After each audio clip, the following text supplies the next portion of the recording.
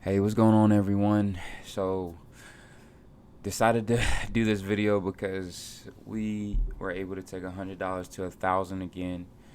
Um, I almost didn't post this because I've been here before, and in the past, I would blow the account. But this one has been a little bit different.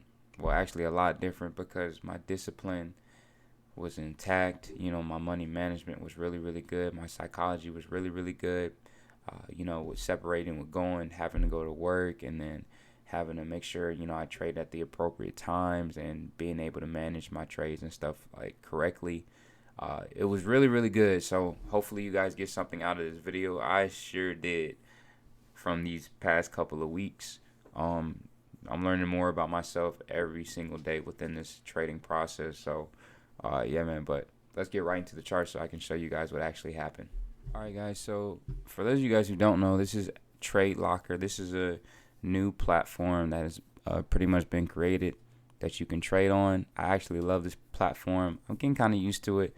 Because it's a new platform, it has its kinks to where it's messed up every once in a while. But so far, it's been pretty good. I'm making money on it, so that's the blessing. So if you're wondering if you have Trade Locker as well, just see if your broker has it. Some brokers have it, some brokers don't. My broker is KLT Forex. I will leave that in the link in the description. But okay, so right off the bat, this is my balance at the top right here, $1,167. And if I go to the history, and I like how you can see the history is pretty good as well.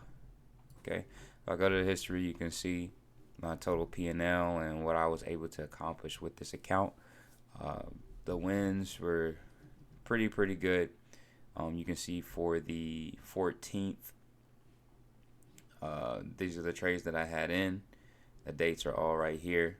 And 178, 170, 40, 25, 25. Like, I was just tearing up UJ. You can see that was basically the only pair I've been trading for the past couple days or so. So Nas, when I traded Nas, that's what ended up catching me because this is what originally happened. I had $170 cash advance from Moneyline. Okay, Moneyline is an app where it's kind of like earning. I don't know if you guys have heard of earning before, but basically with these cash advance apps, you can get money in advance before you actually get your actual paycheck. Okay, so that's what I ended up doing.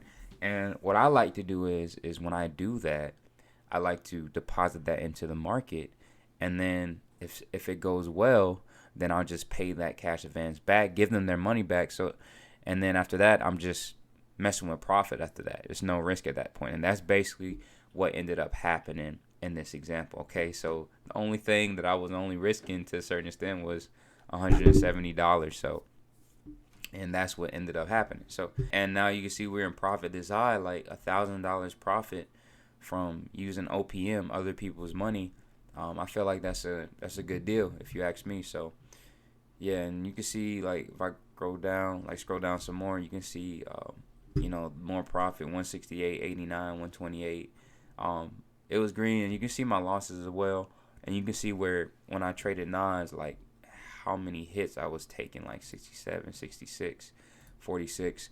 Um, it was very, very dramatic. It was very, very dramatic with Nas. I was really, really trying to catch her in the right position. And what's crazy is, um, when she did sell like she did over here, this is where when I took those losses, I was trying to catch Nas within this wick. I think I tried to, if I go down to the 15-minute, I tried to get in all these spots. Like I saw support right here somewhere, and I think I ended up trying to buy based on 5 minute or something. And I think I was just really, really jumping the gun and not waiting for structure. I noticed that if you don't wait for structure, why price is just skyrocketing, in whatever direction and just impulsing, and you're trying to catch the very bottom of that 1 hour, 4 hour wick. It's a little bit more risky, so you have to wait on structure. So you can see I have this line right here. If I go to the 1 minute, you can pretty much see exactly what happened. Let's see if we could reset it. Hopefully we can see it. Here we go. If we zoom in on it, let me see if I can zoom in on it for you all. Right there. Okay. So this is basically what I was seeing and what I was trying to anticipate. I think I tried to catch it right here, got stopped out, and then up here, I think somewhere in here, I tried to catch it without keeping in mind that price was still making lower lows and lower highs based on 1 minute structure. So I was jumping the gun, but I knew what it was going to do, and then finally she ended up making a double bottom and then finally breaking out right here. And if you go to the line chart, you can see that break of structure right there. And that's what I missed it. I missed on that particular position because I was at work and I just didn't have time to try and anticipate it and look at it again. I had work to do. So that's the only thing about working a job sometimes. So, but yeah, that's pretty much what happened with Nas. But man, if I would have been in there, you can see where I would have been, and of course you can see where Price is now. So Price has been giving us some great moves these past couple of weeks.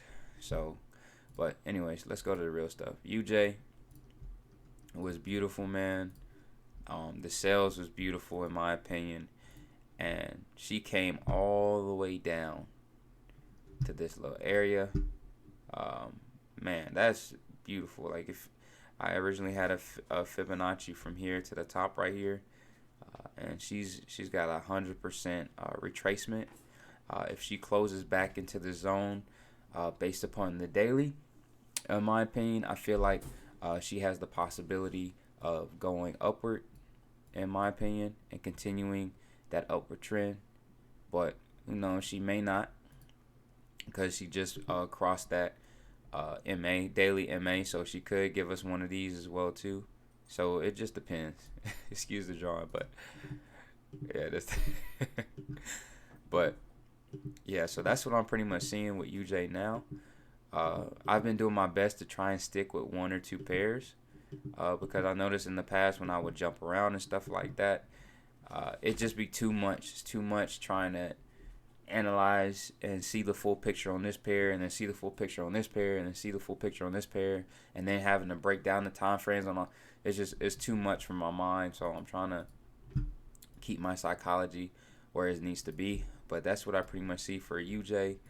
You can see how she just gave us this bullish candle close on the 4-hour, and she looks like she hasn't done it yet, but she looks like she's about to break this position and then possibly give us a nice little retest that we want right here, and then go to the upside, something like that, hopefully. If not, we coming down again, and I gotta catch that for sure. But yeah, so this is the update on UJ, guys. Very, very clean pair. If I go back to my history and stuff like that, yeah, so that's pretty much what happened. 89, 49, and this was a big win. This was, you can see 140. Where was price? This was at 141, 311. I think that's where I closed. Wait, 0.5, 142, 463, 142, 463. Let me type that number in, 142, 463. Excuse my dog in the background. She's making all types of noise. 142, 463. Boom, right there. I was up all the way up there, man. That was basically my entry for that pair. And man, I mean, you can see how far she even dropped from there. Like, that's all the way down here. If I would have held some more, that's 521 pips. Insane. But I was closing, in small increments, because that was another thing in the past that I would do. I would hold too long, so I just wanted to make sure I secured my profits when I was trading this move. Beautiful move, man. Very, very beautiful move in my opinion. But yeah, that's pretty much it, guys. And you can see, if I go lower, well, you can pretty much see how everything was. Total, P&L, net P&L, all of that down there, man. So yeah, brother, that's pretty much how this trade went out, man. So hopefully you guys got something out of this video. 100 to 1,000, man. That's how it goes. Um, I don't know. That's really all I have to say about this video. You guys see me do this before in some of my previous videos. I've done a flip like this. I don't even really want to call it a flip because this one was very, very, like, I managed this. I really managed this. I didn't do what I did in the past. I kept my lots clean.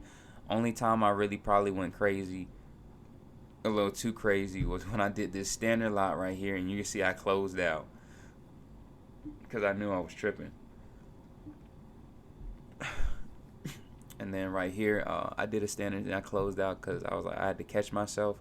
Went down to 0.5s, 0.50s, 0.20s, and I started to get in that flow, that motion again. And even Nas, even though I took some L's on Nas, I still didn't go too crazy. But where my account was at the time in that particular position, I was only around like $385, and then those L's on Nas put me down to like 100 and something. And then now, we're back in the game. Like that's crazy, man. And I wouldn't have been able to even get back into this point, get back into these trades and in the market and be at the balance that I am right now if my discipline, if I didn't, catch myself and stay disciplined even after those losses on Nas. Because when I took those losses on Nas, I did not trade until Asian session of that day, where UJ likes to move during that time as well. So, but yeah, man, this is how I do it. Um, yeah, any useful information I will leave in the link in the description for you guys. But like always, I will see you guys in the next video.